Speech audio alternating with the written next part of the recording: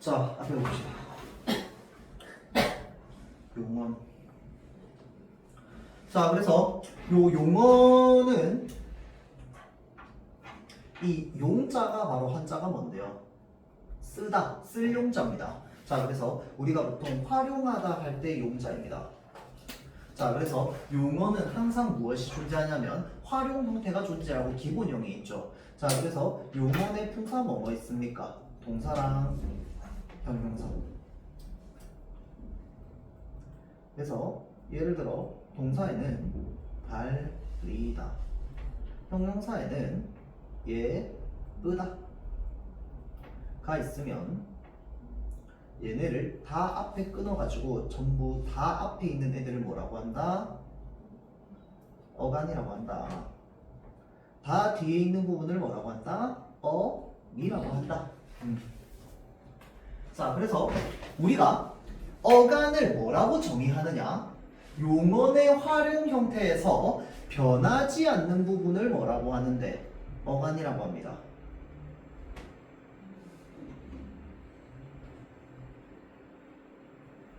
자, 용언의 활용 형태에서 변하지 않는 부분을 어간이라고 하던데, 자, 지금 여러분들이 중간고사 때 의문의 변동을 경험하면서 용언의 어간이 진짜 변하지 않던가요?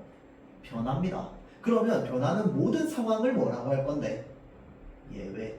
모든 상황을 예외로 할 겁니다. 무슨 말인지 알겠죠? 자, 그래서 이 용언의 예외라고 하는 건 규칙이 아니라 불규칙적이라는 거야. 그래서 이 용언의 활용 형태에서 규칙 형태랑 불규칙 형태가 있습니다. 그래서 이 불규칙 형태의 종류가 많은데, 아마 여러분들이 이번에 이제 의문의 변동에서 들어가지 않았던 용언의 활용 형태와 관련되어 있는 부분은 대부분 여기에서 문제가 나오지 않을까로 추측을 하고 있습니다. 자, 그래서 보도록 할게요. 자, 동사 자동사 타동사로 나눠진다. 자동사 타동사는 목적어의 유무에 따라서 나눠지죠. 목적어를 필요로 하지 않으면 뭡니까? 자동사입니다. 목적어를 필요로 하면 타동사라고 하죠. 영어 할 때 배웠죠. 자, 다음 주동사와 사동사라고 하는 게 있습니다. 이 주동사와 사동사는 쉽게 말하면 어떤 동작을 스스로 하는 거를 주동사라고 하고요.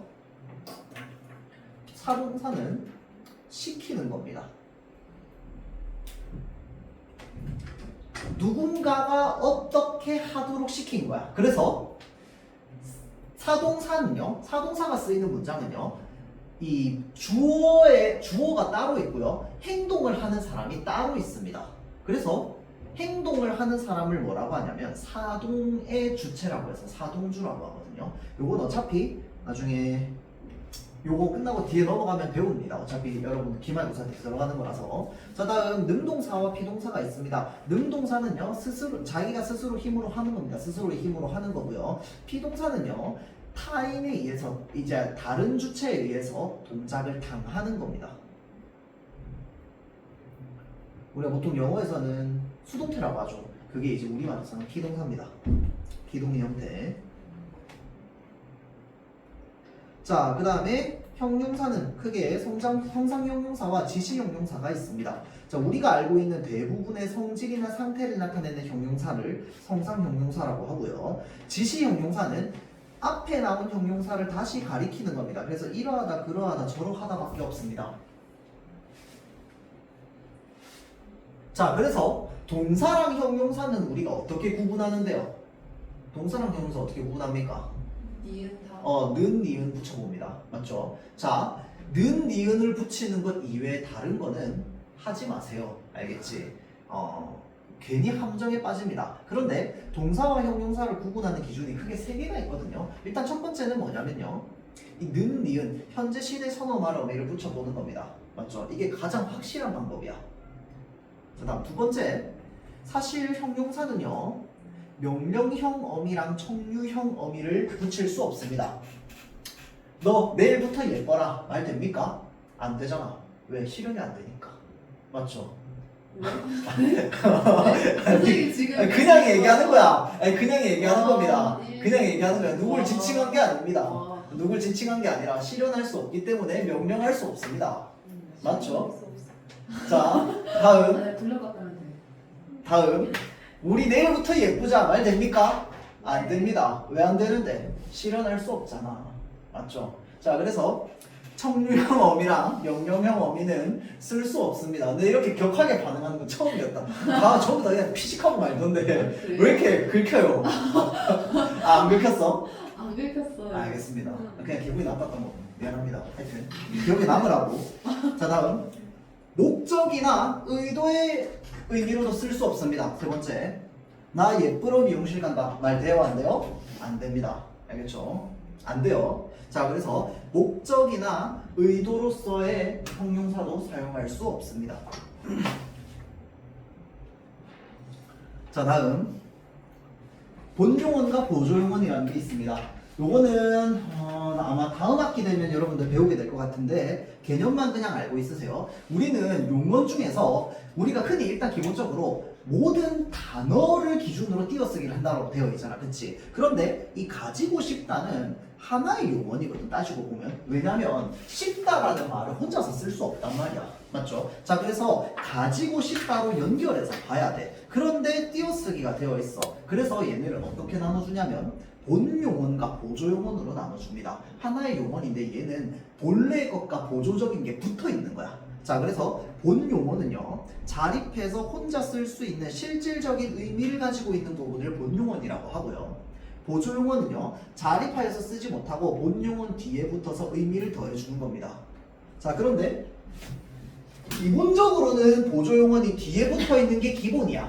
뒤에 붙어 있는 게 기본인데 꼭 그렇지도 않습니다. 그래서 그렇게 외울 필요 없고요. 그냥 본용어에 붙어가지고 의미를 더해준다 라고 생각하면 돼요. 거기에 플러스 단독으로 서술어가 될 수 없습니다.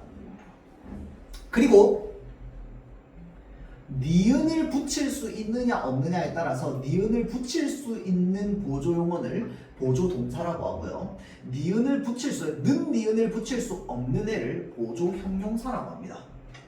자, 그래서 이 보조형용사는요, 앞에 동사가 있어도 형용사가 붙을 수 있습니다. 무슨 말인지 알겠죠? 그냥 알고만 있으면 됩니다. 자, 다음 용언이 2개 이상 연결되어 있을 때 선행하는 용언이 본용언, 이건 보지 마세요. 두 번째 봅시다. 자, 두 번째 이하의 용언 중에서 단독으로 쓰일 수 있는 애가 결국은 뭐라는 거야?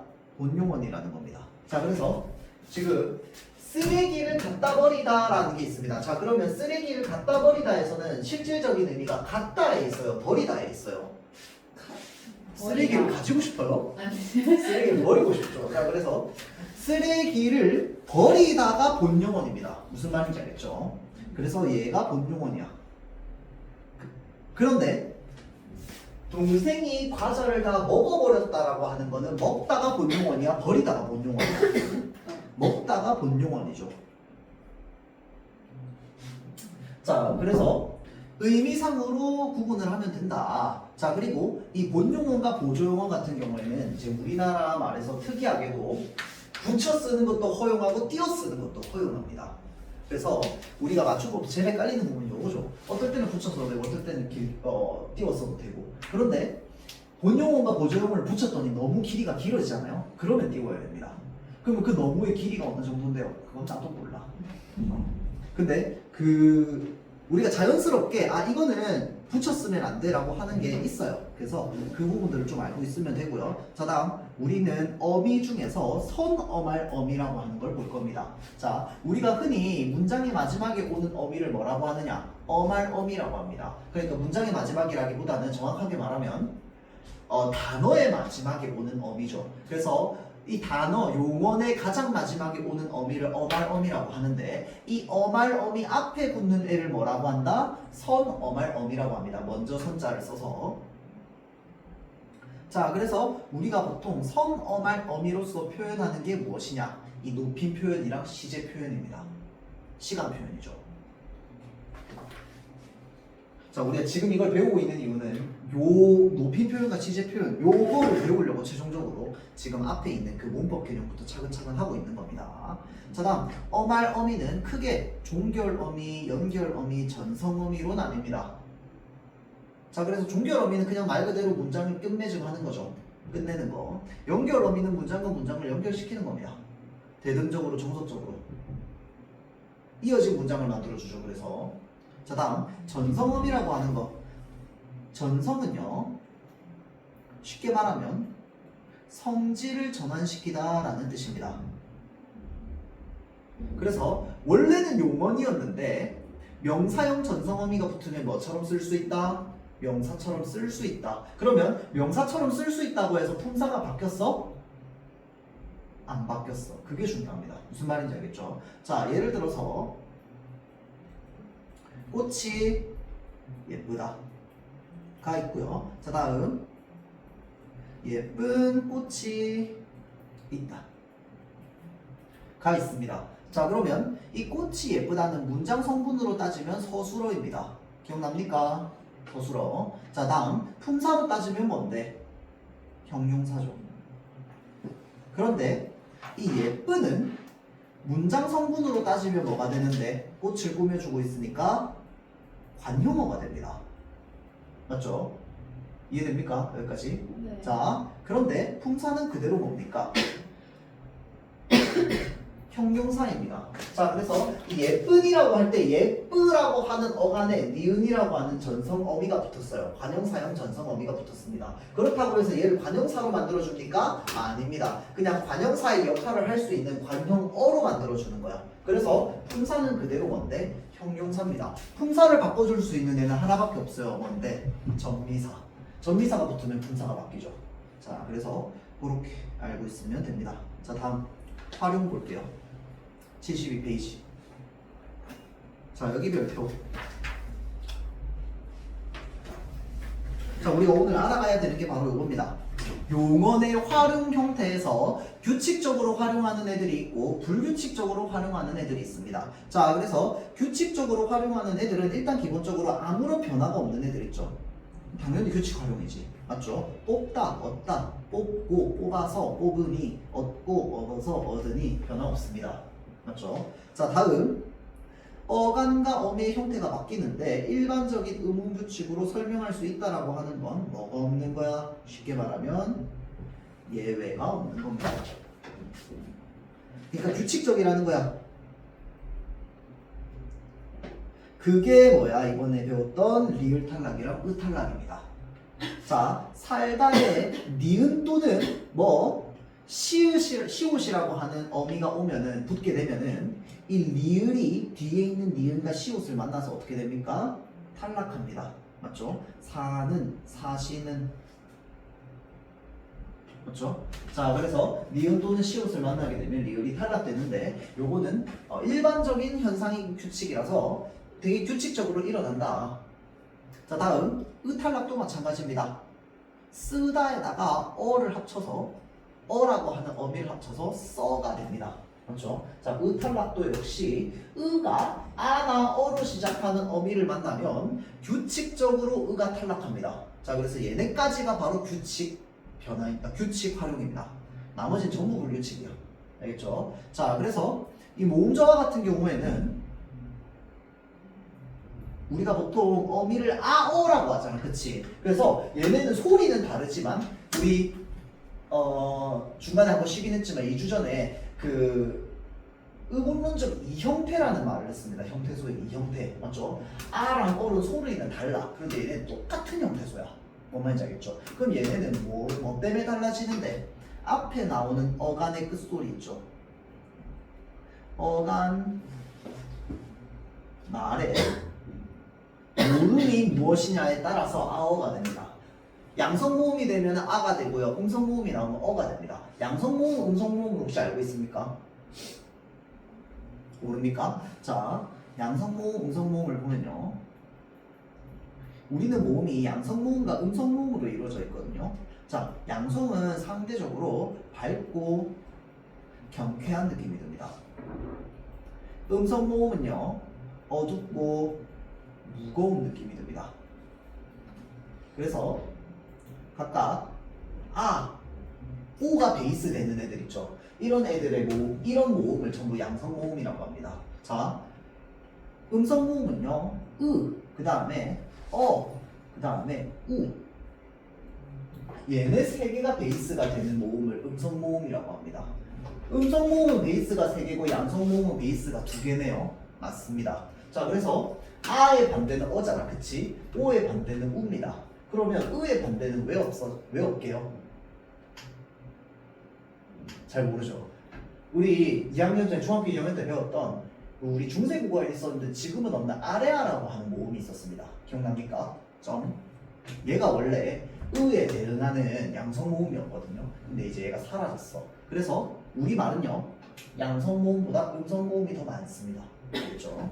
알고 있으면 됩니다. 왜냐면 이 아레아랑 으나 결국 발음 똑같았거든. 그래서 아레아가 없어진 겁니다. 알겠죠?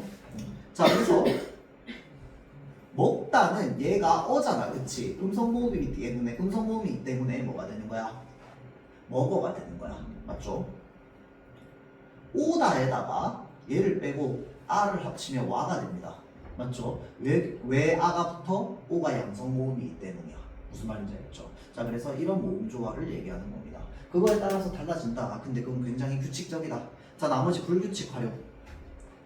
자, 불규칙 활용은 크게는 어떻게 나뉘냐면 어간이 변하는 경우, 두 번째는 어미가 변하는 경우, 그리고 어간과 어미 모두 변하는 경우로 나눠집니다. 자, 그래서 사실은 조금 헷갈리기 때문에 유심히 봐야 되는 부분은 어간이 변하는 경우야. 왜냐면 어간이 변할 때 대부분 뭐가 변하냐면 어간의 끝소리가 변하거든요. 어간의 끝소리는 대체로 받침이 경우가 많아요. 그래서 이 받침이 변했을 때 얘가 어간이 변했는지 어미가 변했는지가 헷갈리는 경우가 있습니다.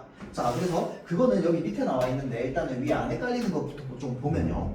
시옷 불규칙이 있습니다. 이게 뭐냐면 우리가 예를 들어서 짓다, 있다, 낫다 이런 단어 어간에 아어가 붙잖아요. 그러면 어떻게 되냐면 시옷이 탈락합니다. 지어, 이어, 나 이런 식으로. 그래서 이거 되게 규칙적인 것 같은데 예외가 하나라도 발견되면 그거는 불규칙 현상이 됩니다. 뭔데? 벗다는 어 합쳤더니 벗어가 됩니다. 자, 그래서 요거 시옷 불규칙입니다.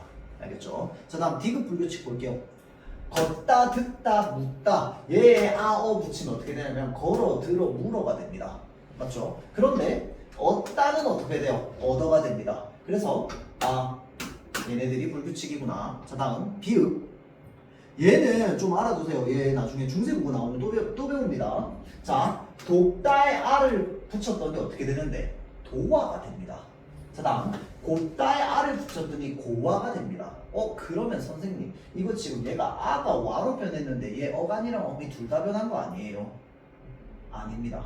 왜냐면요 여기에 있는 이 비읍이 뭘로 변한 거냐면 단모음 오나 단모음 우로 변한 겁니다. 무슨 말인지 알겠죠?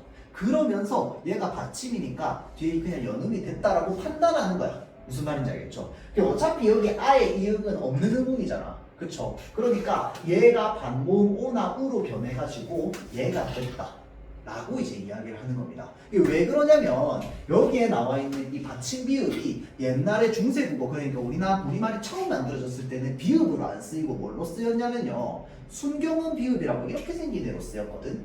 그래서 얘가 지금 이렇게 변했다라고 봅니다. 학술적으로. 그래서 우리가 이 사실은 더 워잖아, 그치? 그런데 우리 아까 사투리로 얘기할 때 더워보다는 더워라 이렇게 많이 하잖아, 그쵸? 자, 그거 자체가 지금 이제 그때 당시에 순경은 비읍에 그래서 그때 당시에는 예전에는 어떻게 썼냐면 덥다에 어가 붙이면 더 이렇게 됐습니다.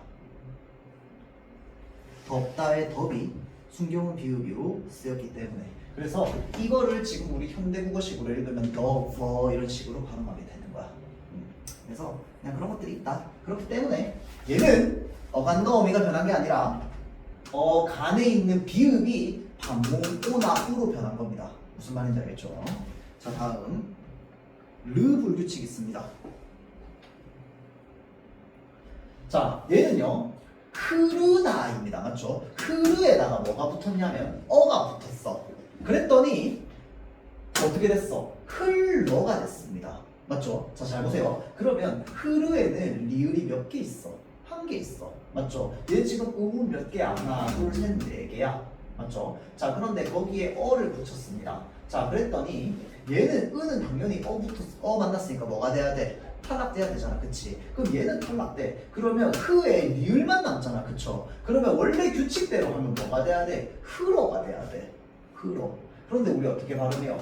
흘러라고 해서 얘 어떻게 됩니까? 리을이 하나가 더 추가가 됐네. 맞죠? 자, 그래서 불규칙하게 흘러, 빨라, 배불러 다 마찬가지입니다. 그런데 예외도 있네. 따르다에 아어를 붙였더니 얘는 달라가 아니라 따라라고 얘기합니다.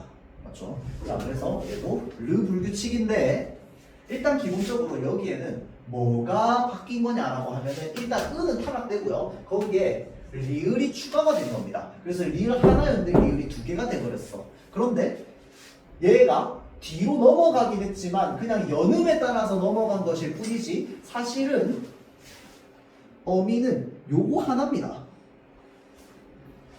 흘하고 리을까지가 다 뭐야? 어간입니다. 무슨 말인지 알겠죠? 그래서 얘가 어간이 불규칙하게 변한 겁니다. 알겠죠? 자, 다음 우 불규칙. 이것도 우리 푸다 라고 하는 게 있습니다. 자, 이 푸다가 어를 붙였더니 어떻게 됩니까? 퍼가 됩니다. 맞죠? 그래서 자연스럽게 뭐가 됐어? 우가 탈락됐어. 마치 으 탈락처럼. 맞죠? 그런데 푸다는 우가 탈락했는데 주다는 주에 어를 합쳤더니 주어가 됩니다. 맞죠? 그래서 얘는 탈락 안 하고 얘는 탈락했어. 그래서 으탈락은 예외 없이 다 탈락하기 때문에 으탈락은 규칙에 있는 거고요. 이 우가 탈락한 거는 예외가 있기 때문에 불규칙 활용이 되는 겁니다. 알겠죠? 자, 다음 이번에는 어미가 바뀌는 경우. 자, 여 불규칙이 있습니다. 자, 그래서 어간이 하로 끝나는 경우에 요건 뒤에서 아가 여로 바뀝니다.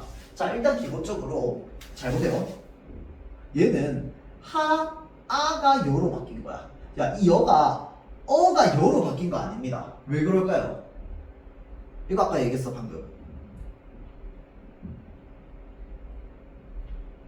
모음조화에 따라서 이 어간에 있는 아라고 하는 양성 모음 때문에 아라고 하는 양성 모음인 애가 어미로 와야 됩니다. 그런데 이 아가 여기에 지금 발음될 때 우리는 어떻게 해? 하라고 안 하고 하여라고 합니다. 맞죠? 자, 그래서 아가 여로 변하는 불규칙, 그러니까 어미가 불규칙하게 변한 거야. 하는 그대로입니다. 맞죠? 그래서 어미가 바뀐 겁니다. 정신 차리세요. 일하여도 마찬가지입니다. 그런데 파다는 어떻게 되는데 아를 합쳤더니 그냥 파가 됩니다. 자, 다음 러. 얘도 보세요. 얘가 아까 위에 뭐랑 헷갈리냐면 흘러랑 헷갈립니다. 잘 보세요. 르로 끝나는 용언이 있어. 거기에 어를 붙였더니 얘가 뭐로 변해요? 러로 변합니다. 어떻게 변하느냐? 이르다, 푸르다, 누르다가 있습니다. 여기에 어를 붙였더니 어떻게 되냐면 원래는 이거 으탈락이 돼야 되는 거야. 맞지? 그런데 여기에 뭐가 추가되냐면 리을이 추가됩니다. 무슨 말인지 알겠죠? 리을이 추가돼서 이르 플러스 러가 됩니다. 그런데 얘는 어간이 여기까지야. 왜냐면 이르하고 끝났거든. 그래서 여기까지가 어간이고요. 어라고 하는 어미에 그냥 불규칙하게 리을이 붙은 겁니다. 그래서 이르러, 푸르러, 누르러 라고 해서 얘네는 러 어미 불규칙입니다. 알겠죠? 그런데 치르다 할 때 치르는요 어를 붙였더니 어떻게 되는데 그냥 리을에 으 탈락하고 그냥 치러가 됩니다. 맞죠? 그래서 얘는 규칙적으로 활용되는 거야. 그러면 얘네들이 뭐가 되는 거야? 자연스럽게 불규칙이 되는 겁니다. 자, 다시 위로 올라가서 보면요. 여기에 지금 규칙 활용되어 있잖아. 그치? 얘네들이 그냥 규칙적으로 공식대로 활용이 된 애들이야. 왜 그러냐면 모든 애들이 다 이렇게 바뀌잖아. 그러면 그냥 이게 원칙이 됐을 거야. 그런데 원칙에 따르는 애가 있고 안 따르는 애가 있으면 전부 얘네들이 뭐가 되겠어? 불규칙 변화가 되겠지. 얘는 규칙 변화가 되고. 무슨 말인지 알겠죠? 자, 그래서 이 치르다 같은 경우에도 치르에 으로 끝나는 어간이 있으니까 어를 붙이면은 으 탈락되는 게 규칙이란 말이야. 맞죠? 그런데 얘네는 르로 끝날 때만이야. 르로. 다른 은은 아니야. 쓰다, 끄다 얘네는 아니고요. 르로 끝날 때만 얘네들이 이 르러, 푸르러가 되는 거야. 푸러, 이러가 아니라. 무슨 말인지 알겠죠? 자, 그래서 이때만 러가 추가되기 때문에 이거를 어미가 바뀌는 러 불규칙이라고 한다. 자, 그 다음에 어간과 어미가 모두 바뀌는 경우는 하나밖에 없어요. 그래서 이건 쉬워요. 그냥 색채 나타내는 거 있죠. 파랗다, 노랗다, 하얗다 이런 애들 있죠. 자, 이런 애들 아랑 어를 붙이잖아요. 그러면 뭐로 바뀌냐면 히읗도 탈락돼. 그래서 어간이 바뀝니다. 자, 다음 아어를 붙였더니 에에로 바뀌어요. 그래서 어미도 바뀝니다. 그래서 어간과 어미가 동시에 바뀝니다. 그런데 얘 왜 불규칙이냐? 아닌 애들도 있거든요. 좋다에다가 아 붙였더니 어떻게 돼? 그냥 좋아해서 아도 그대로 살아있고 히읗도 그대로 살아있습니다. 맞죠? 자, 그래서 얘네들이 히읗 불규칙이다. 알아두세요. 자, 다음 쭉 뒤로 넘어가서 이제 문장 성분 한번 봅시다.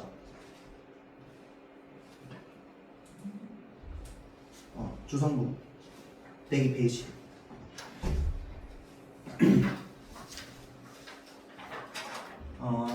문법 요소는 내가 볼 때 다음 주부터 시작을 하게 되겠네요.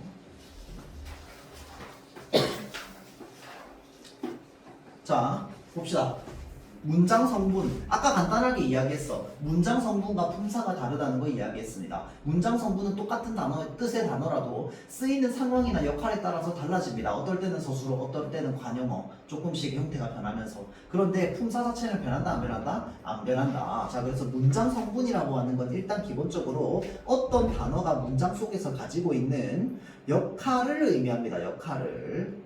자, 그래서 이 문장 성분은 크게 주성분, 부속성분, 독립성분 이렇게 세 가지로 나눠지죠. 자, 그래서 우리가 흔히 문장의 주인을 주어라고 합니다. 맞죠? 그래서 사실은 주어가 제일 중요한 것 같지만 우리가 문장을 이렇게 이제 학술적으로 또는 문제를 풀려고 접근할 때는 주어가 제일 중요한 게 아니라 뭐가 제일 중요하냐면요. 서술어가 중요합니다. 왜 그러냐면 우리는 평소에 말하거나 쓸 때 주어를 생략하는 경우가 되게 많거든요. 그런데 서술어를 생략하는 경우는 잘 없습니다. 무슨 말인지 알겠죠? 자, 그래서 일단 기본적으로 서술어를 기준으로 모든 문장 성분을 파악하려고 노력해야 돼요. 무슨 말인지 알겠죠? 자, 그래서 일단 주성분을 보는데 주어 모르는 사람 없죠? 동작이나 상태의 주체가 되는 겁니다. 동작, 상태, 성질의 주체가 되는 부분을 우리는 주어라고 합니다.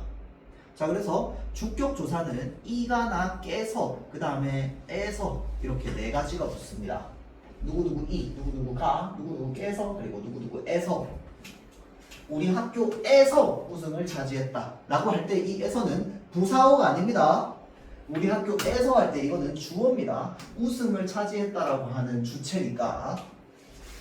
자, 다음 우리가 흔히 문장 성분에서 특히 고등 수준에서 가장 헷갈려하는 게 바로 뭐냐면 생략입니다. 생략. 자, 누나 지금 밥 먹는다 라고 해서 가라고 하는 주격조사 생략됐습니다. 자, 그런데 여기에 진희만 공원에 갔다라고 하면서 주격조사 생략 플러스 보조사만이 붙은 겁니다. 맞죠? 자, 그래서 주격조사가 생략되고 보조사만이 붙어있는 경우에는 우리는 항상 이제 앞으로 반드시 무엇을 할 거냐? 생략된 격조사를 불러올 겁니다. 그리고 여기 나와 있는 보조사를 전부 걷어낼 거야. 보조사는 전부 걷어내야 돼. 왜 그러냐면 보조사를 있는 그대로 냅두면 얘의 문장 성분이 무엇인지가 헷갈리거든요. 그래서 진희만 공원에 갔다라고 하는 건 격조사를 살려보면 어떻게 되는 거야? 만 빼고 그냥 진희가 공원에 갔다는 거야. 무슨 말인지 알겠죠? 그래서 그런 식으로 격조사를 항상 살려줘야 됩니다. 그래야지 문장 성분에 실수가 없어요. 왜냐면 이런 것들을 몰라서 틀린다기보다는 실수 때문에 틀리는 게 거의 대부분이기 때문에 이거는 이런 낚시는 그 내신뿐만 아니라 모고에서도 정말 많이 나옵니다. 수능에서도 나오고 작년 수능도 그랬죠. 자, 다음 볼게요. 서술어. 주어의 동작, 성질, 상태를 풀이하는 문장 성분을 서술어라고 합니다. 자, 그래서 주로 어찌하다, 어떠하다, 무엇이다에 해당하는데 어찌하다가 바로 뭡니까? 동사. 어떠하다는 형용사. 무엇이다는 뭡니까? 서술격 조사죠.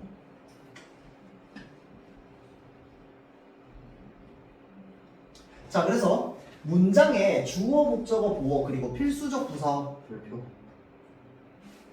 자, 우리가 흔히 필부라고 하죠. 자, 그래서 원래 문장의 필수 성분은 뭐밖에 없어? 주어, 목적어, 보어밖에 없어. 얘네들이 주성분이잖아. 그쵸? 자, 그래서 부사어 같은 경우에는 우리가 부속 성분이라고 해가지고 문장에 있어도 되고 없어도 되는 애라고 판단했어. 왜냐면 주 역할이 수식이기 때문에. 그런데 부사어 중에서 문장에 반드시 필요한 부사어가 있습니다. 그래서 걔를 우리는 필수적 부사어라고 이야기를 합니다. 자, 그래서 얘네를 누가 결정하는데?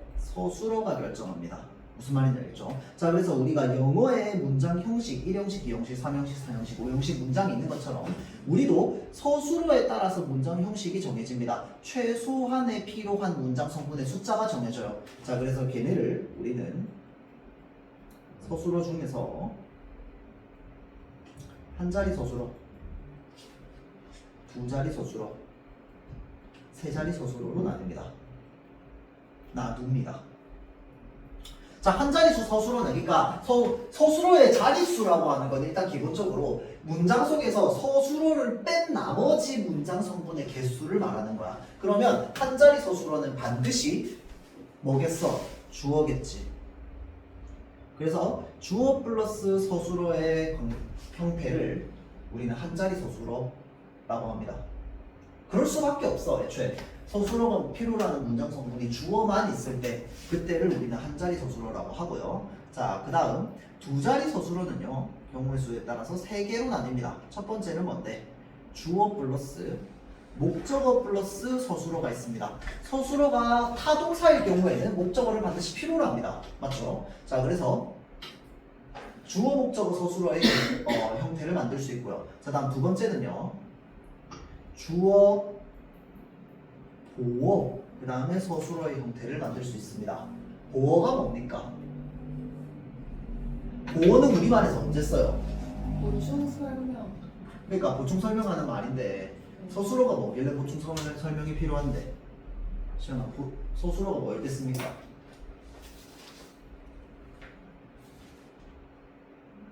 약간 지금 총기를 좀 잃은 것 같은데? 힘들어요?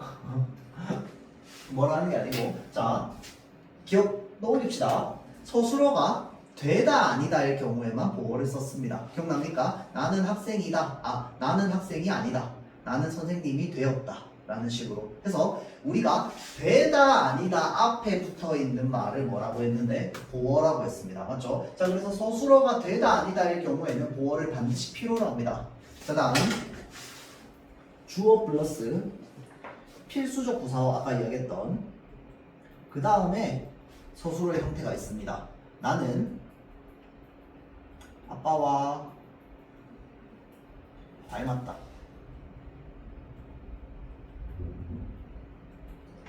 자, 닮다라고 하는 건 일단 기본적으로 다른 문장 성분 하나를 반드시 필요로 합니다. 나는 닮았다는 말이 안 되거든. 맞지? 최소한으로 하나를 필요로 하는데 그럼 얘의 문장 성분을 뭐라고 볼 건데?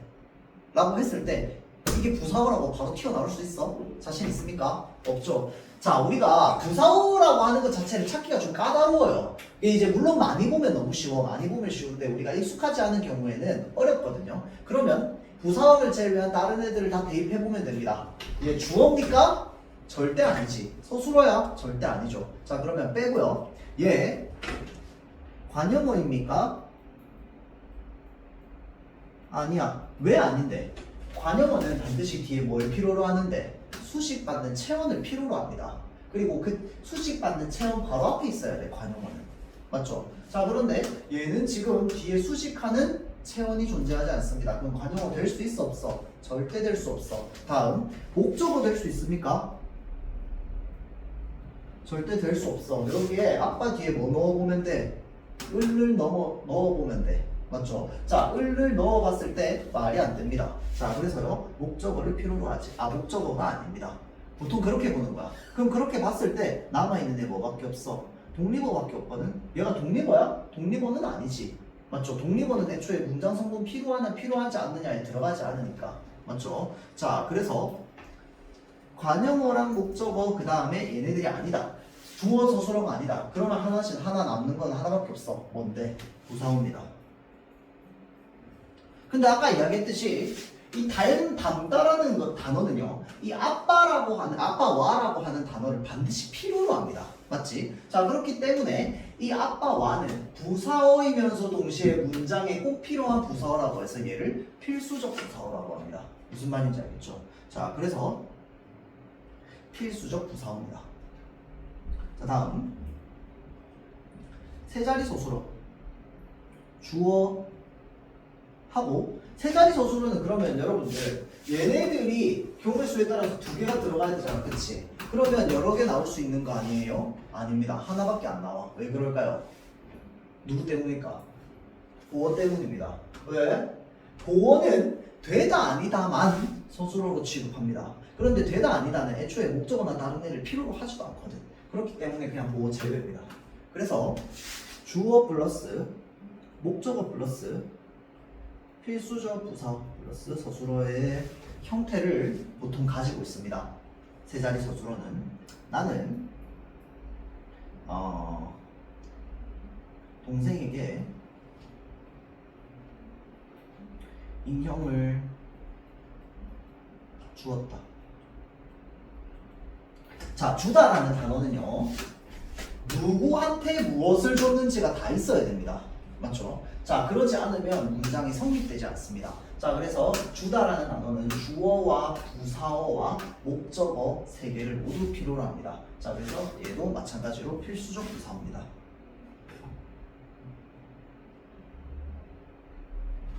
자, 이렇게 알고 있으면 되고요. 나머지 문장 성분은 넘어가겠습니다. 자, 다음 넘어가세요. 자, 관용을 한 부사어 보겠습니다. 수식어입니다. 부속 성분. 자, 그래서 관용어의 형태만 좀 보면요, 관용어는 크게 세 가지가 관용어가 됩니다. 일단 첫 번째, 원래 관용사였던 애는 그대로 관용어가 됩니다.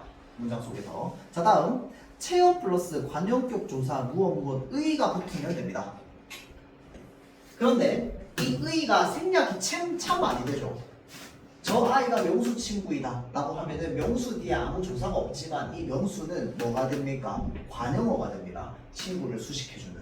맞죠? 왜냐면 의를 넣어보면 말이 되기 때문에. 그래서 생략된 격조사를 전부 살려와야 되는 거야. 알겠죠? 자, 다음 세 번째, 용언의 관용 사용 어미는 어미인데 무슨 어미라고 했어? 아까 전성어미라고 했죠. 자, 전성어미가 붙어서 만들어집니다. 네, 관용 사용 전성어미는 전부 시간을 나타냅니다. 내가 읽은 책이다, 읽는 책이다, 읽을 책이다, 읽던 책이다 라고 하는 식으로 시간을 나타냅니다. 용언의 관용 사용 전성어미는.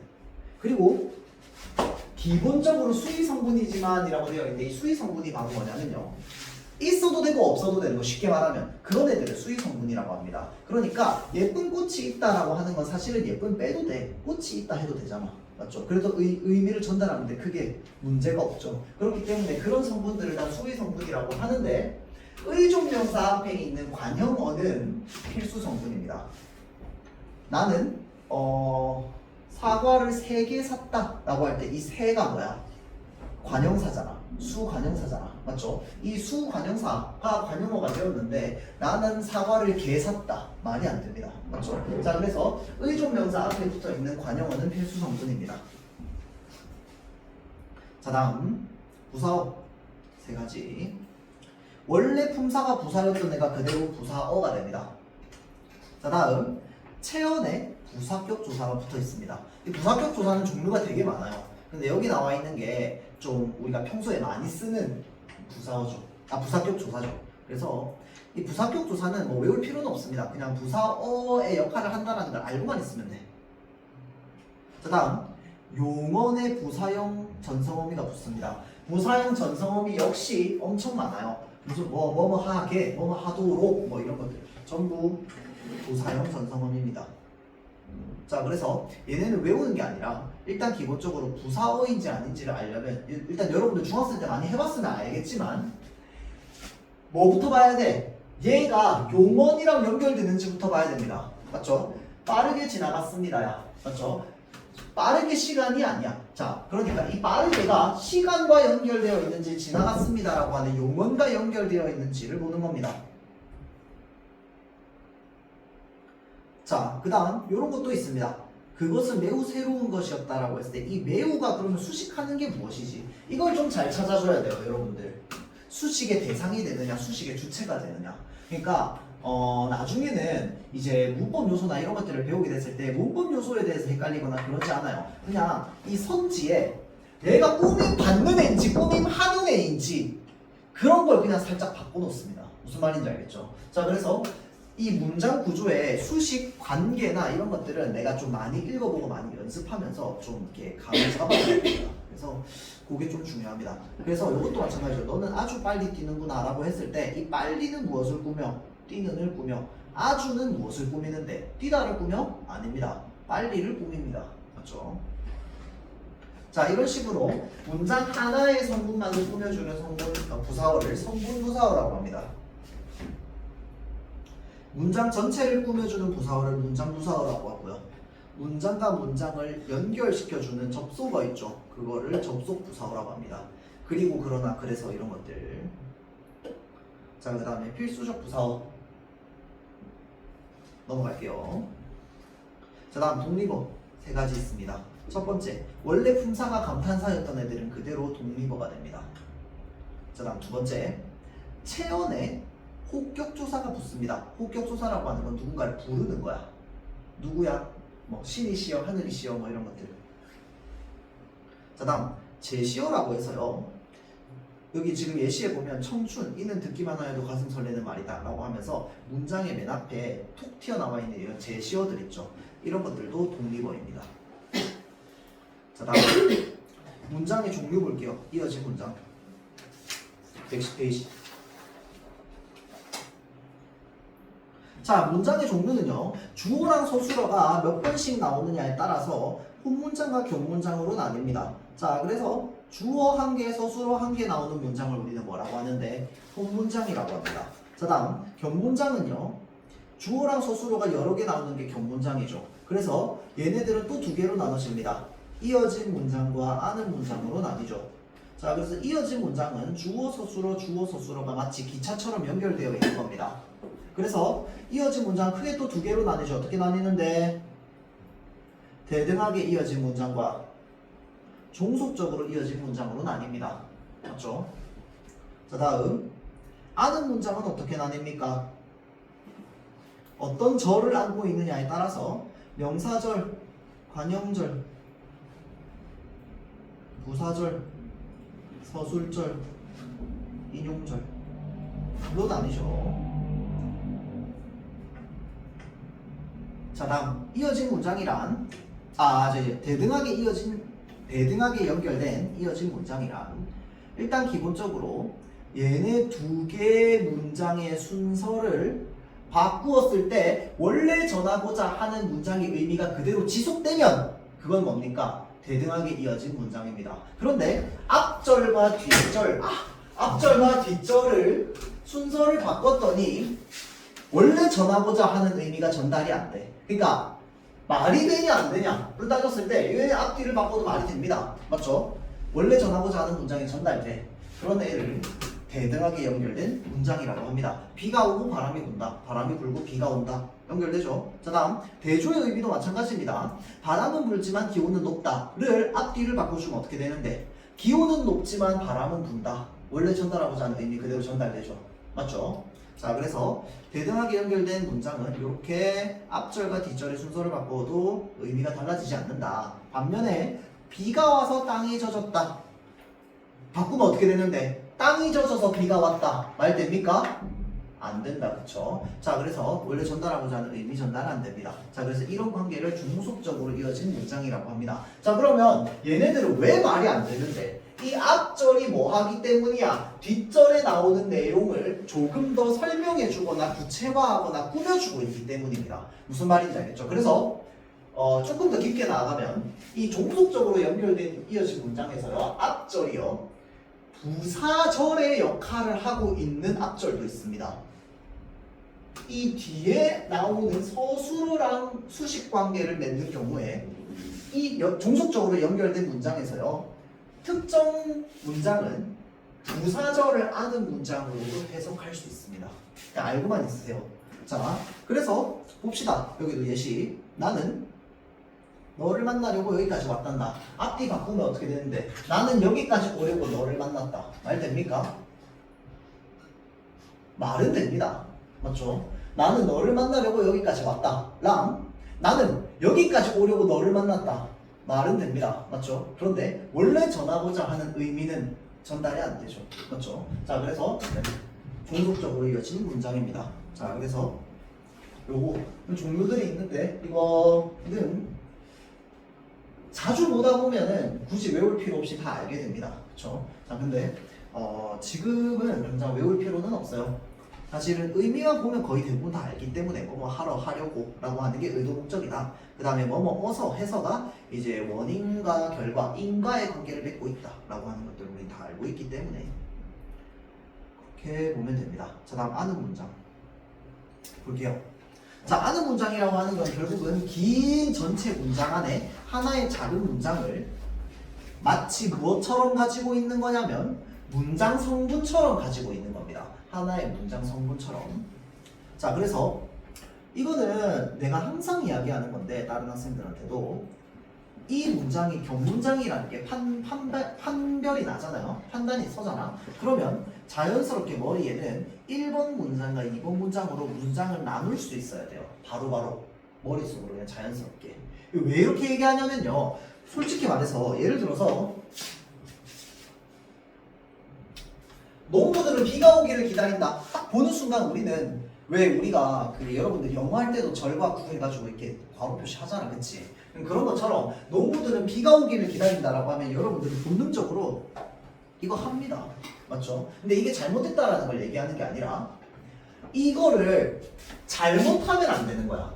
무슨 말인지 알겠지? 그런데 잘못하지 않기 위해서는 내가 기본적으로 그냥 요거를 기계적으로 하는 게 아니라 머릿속으로 하나를 떠올리는 거야. 뭘 떠올리는데? 농부들은 무언가를 기다린다라는 문장 하나랑 비가 온다라는 문장 하나가 서로 연결되어 있다라는 걸 자연스럽게 떠올려야 돼요. 그래서 여러분들 실제로 중학교 교과서 보면요, 이 문장을 두 개로 나누어서 쓰라고 하는 활동, 학습 활동 나와 있습니다. 중학생 때. 그걸 왜 하냐면요. 자,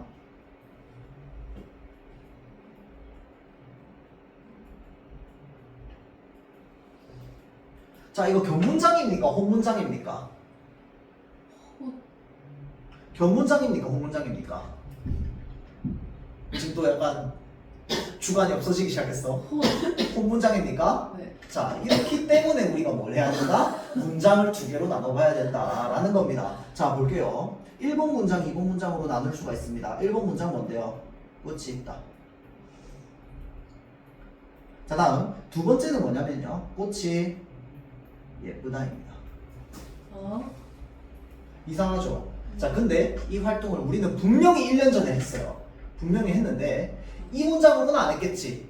맞죠? 자, 그래서 이게 뭐냐면요, 동일한 문장 성분일 경우에는 뭐 하는데 생략 가능하다. 얘네들이 동일한 대상일 때 꽃이고 꽃이잖아. 그리고 심지어 주어야. 맞지? 그래서 얘를 생략하고 어떻게 한 거야? 예쁜 꽃이 있다가 되는 거야. 자, 잘 보세요. 예를 들어서 이러면 뭐가 되는데? 줄기가 예쁜 꽃이 있다라고 하면서 너 바로 뭐라고 얘기했겠어? 관용절을 하는 문장이라고 얘기했겠지. 그런데 줄기가 예쁜 꽃이 있다나 그냥 예쁜 꽃이 있다나 사실은 똑같은 문장이거든. 왜 그런데? 이 예쁘다라고 하는 단어 자체가 뭔데? 원래 용언이거든. 용언은 어떤 기능을 가지고 있어? 서술의 기능을 가지고 있습니다. 그래서 서술어의 숫자를 찾으라고 하는 거야. 무슨 말인지 알겠죠? 자, 그래서 있다라고 하는 서술자 하나, 서술어 하나, 그 다음에 예쁘다라고 하는 서술어 하나가 담겨 있는 거야. 그런데 이 예쁜이 어떨 때는 서술의 기능을 하고 있는데 어떨 때는 서술의 기능을 안 하고 있거든. 쌤, 그럼 어떻게 알아요? 어쩔 수 없어. 이렇게 해봐야지. 맞죠? 해봤더니 얘는 꽃이 있다는 꽃이 예쁘다로 나뉘잖아. 그치? 그럼 여기에 나오는 예쁜은 어떤 기능을 가지고 있다는 거야? 서술의 기능을 가지고 있다는 겁니다. 무슨 말인지 알겠죠? 그래서 예쁜 꽃이 있다는 관용절을 하는 문장입니다. 알겠죠? 이해됩니까? 그러면 얘를 가지고 선지에서 뭐라고 물어보겠어? 무언가가 생략된, 그러니까 주체가 생략된, 주어가 생략된 아는 문장이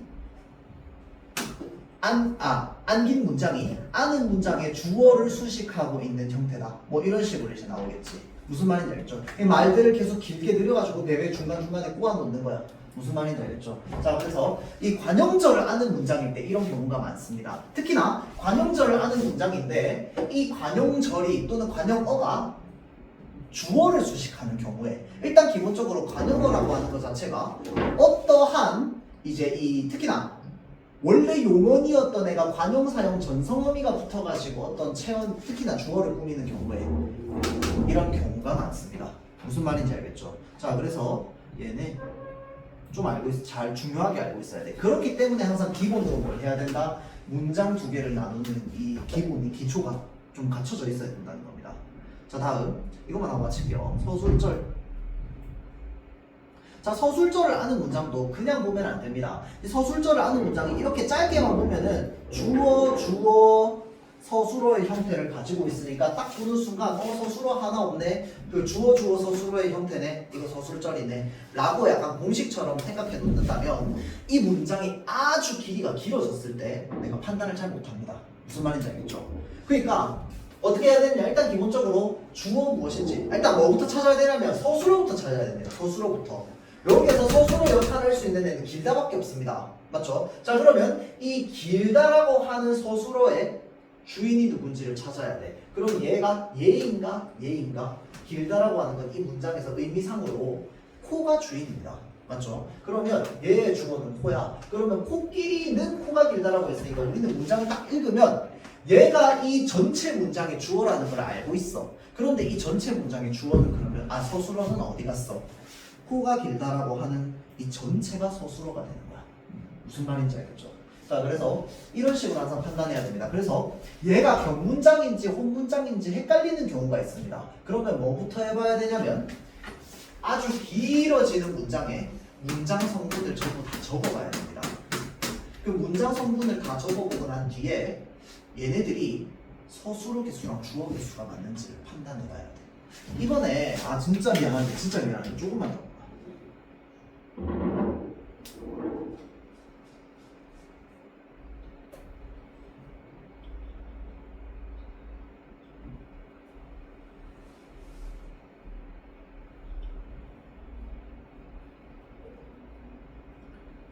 이번에 나왔던 문제 중에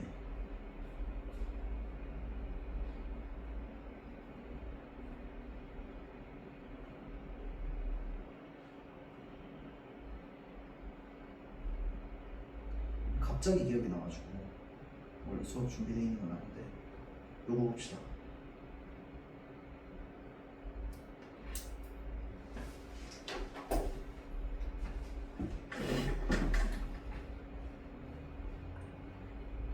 자, 이 2번 보기 볼게요.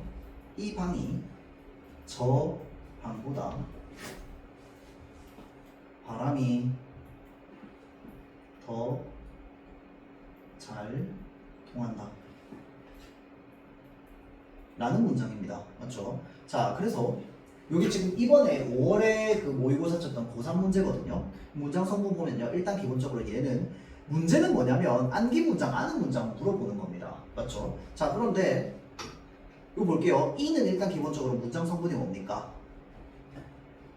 정신 차려 제발. 관형어입니다. 맞죠? 방을 꾸며주고 있으니까. 맞지? 방은 뭡니까? 방이니까 이게 뭐야? 주어잖아. 맞죠? 저 방입니다. 저는 방을 꾸며주고 있어요. 저는 뭔데? 관형어입니다. 방보다야. 이거는 부사어거든요. 바람이 뭐야? 주어지. 이가잖아, 그치? 이가에 해당하는 거 주어랑 보어밖에 없거든. 근데 지금 배가 아니다 없으니까 보어는 없어. 맞지? 얘 주어야. 더는 뭔데? 부사어. 잘도 뭔데? 부사어. 자, 그럼 여기서 필구가 아니니까 관형어 부사어 다 제외시켜 볼게요. 주어 하고 뭐 남는데? 서술어 남습니다. 이거 서술절을 아는 문장입니다, 여러분들. 자, 그래서 안긴 문장은 다른 문장 속에 안길 때 어미, 조사 등의 문법적 요소가 없습니다. 명사형, 전성어미 쭉 전성어미가 다 붙어. 그런데 서술절을 아는 문장에서는 어미나 조사가 붙어 안 붙어? 안 붙어. 그래서 여기서 물어보는 게 뭔데? 서술절을 아는 문장 찾으라는 거거든. 그런데 문장이 이렇게 길어지면 서술절을 아는 문장 찾기가 어려워진다는 겁니다. 무슨 말인지 알겠죠? 그래서 기본적으로 모든 문장을 읽으면서 얘의 문장 성분이 무엇인지가 그냥 위에 데이터처럼 뚜두두두두두두두 떠올라야 돼. 그래야지 실수나 이런 것들이 좀 나오지 않습니다. 자, 여기까지 하고 마치도록 할게요. 미안합니다.